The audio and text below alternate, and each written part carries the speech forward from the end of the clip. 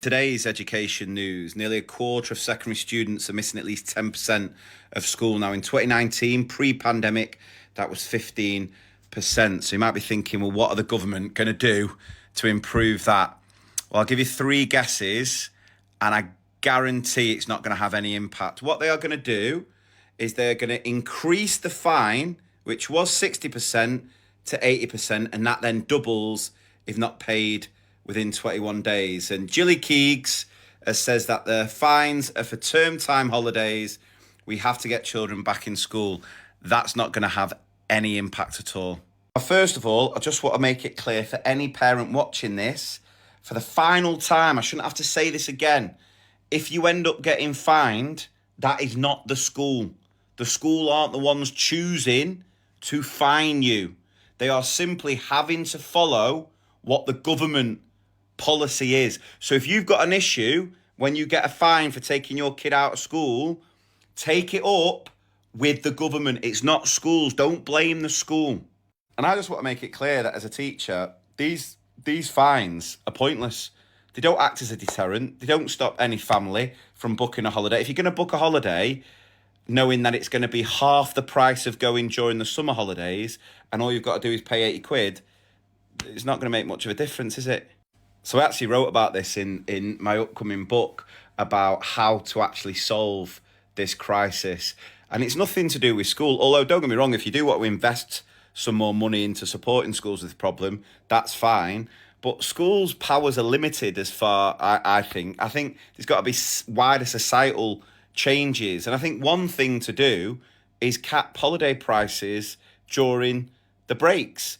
I'm not saying they can't go up a little bit, but what I put in the book is an example of if I was to take my kids out of school to go on a holiday to, not even abroad, let's say we go on a holiday to Center Parcs this week and then decide to go during the Easter holidays, it is literally double the price. Like with all policies from the Tories, this only affects those families who aren't as well off anyway. You know, the affluent families with the kids in private school, because private schools seem to have so many more holidays than we do in mainstream anyway, aren't affected by this. We actually talked about this on a video I made the other day, and I'm wearing the same outfit, which is quite embarrassing, about the summer holidays going down to 4 weeks. And I was saying there's bigger societal issues here about workers' rights that need addressing, because it's almost like for you to be a good parent, of course you've got to have a job. Of course, you've got to work to provide for your family, absolutely. But so many people's jobs now dictate that you've got to work longer hours, work more. You've got your work emails on your phone, so you're constantly connected. You can never switch off, because as soon as you're not pulling your weight at that job, they'll just simply replace you with someone who will. And so there's this mentality that for you to be a good parent, you've got to work, but it also means you've got to spend the least amount of time with your own children, which means quality family time is so precious, it trumps everything. A lot of parents who take their kids on holiday during term time, it's not that they don't value education. Of course they do.